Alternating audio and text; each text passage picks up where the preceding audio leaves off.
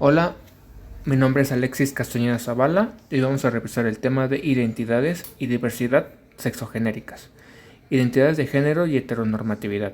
La definición de identidad de género son las formas de identificación, interrelación y comportamientos entre hombres y mujeres en un proceso de interacción con lo cultural y social. Son las conductas, comportamientos, actitudes que socialmente se les demanda. Son las formas de percepción de conducción en la vida de acuerdo con lo establecido como masculino y femenino, independientemente de las características físicas, fisiológicas o genotípicas. Las identidades de género son construcciones sociales que limitan las potencialidades humanas y generan inequidades. Definición de heteronormatividad. Es un sistema jurídico, social, religioso y mental que considera como única posibilidad las relaciones heterosexuales, obligando a las personas a seguir este régimen, que dificulta la existencia de otras formas de existir desde las diversas orientaciones y diversidades. Sexualidad.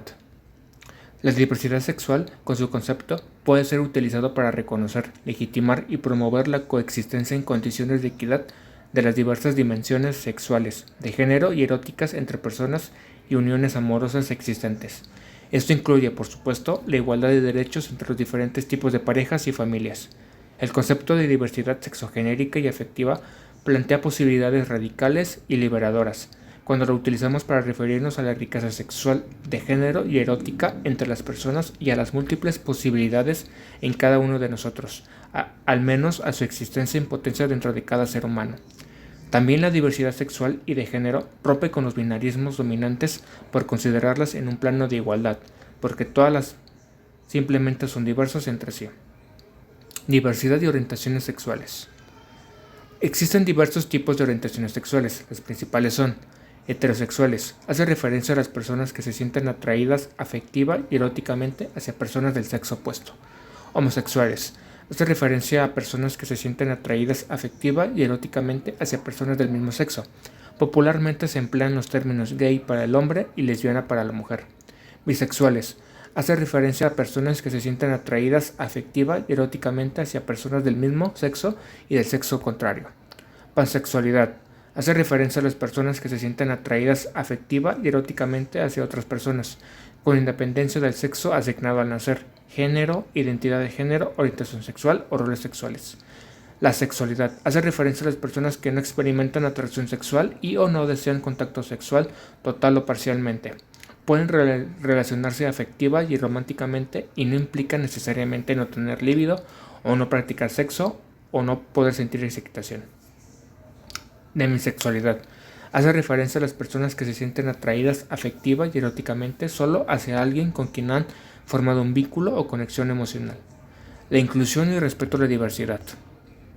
La inclusión y el respeto a la diversidad sexual implica reconocer, valorar y proteger los derechos de todas las personas, sin importar su orientación sexual o su identidad de género, siempre promoviendo una sociedad equitativa y libre de discriminación.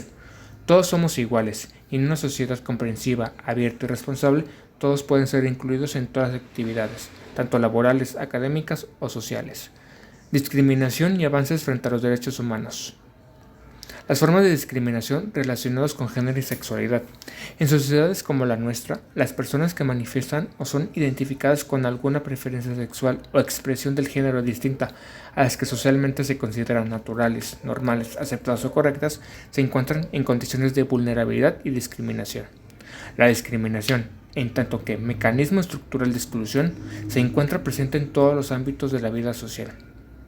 Por ello, las prácticas discriminatorias pueden darse tanto en los espacios públicos como en los privados y afectar la vida de las personas en múltiples formas.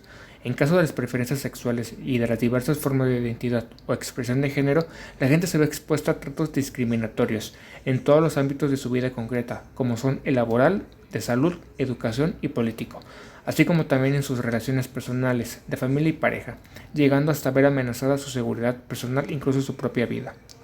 Cuando las personas se manifiestan o son identificadas como lesbianas, bisexuales, gays, transvestis, transexuales o transgéneros, se encuentran en condiciones de marginación y discriminación, lo cual viola los términos establecidos por la Declaración Universal de los Derechos Humanos, el Pacto Internacional de Derechos Civiles y Políticos y el Pacto Internacional de Derechos Económicos, Sociales y Culturales. Los avances legislativos y sociales en la defensa de los derechos humanos. En cuanto a los avances legislativos, se creó en 2003 la Ley para Prevenir y Erradicar la Discriminación. En 2001 se integra la cláusula de no discriminación en el artículo 1 de la Constitución Política de los Estados Unidos Mexicanos. La aprobación de la Ley para la Protección de los Derechos de Niñas, Niños y Adolescentes en el año 2000. En 2001, la Ley del Instituto Nacional de las Mujeres. La Ley de los Derechos de las Personas Adultas Mayores en 2002. En 2003, la Ley General de Derechos Lingüísticos de los Pueblos Indígenas. Y en 2011, la creación de la Reforma Constitucional en materia de derechos humanos.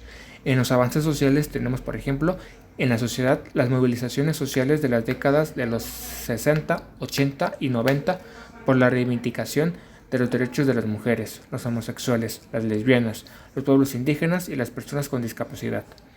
También tenemos el papel de las organizaciones civiles en la lucha contra la discriminación y violencia. Mi reflexión final.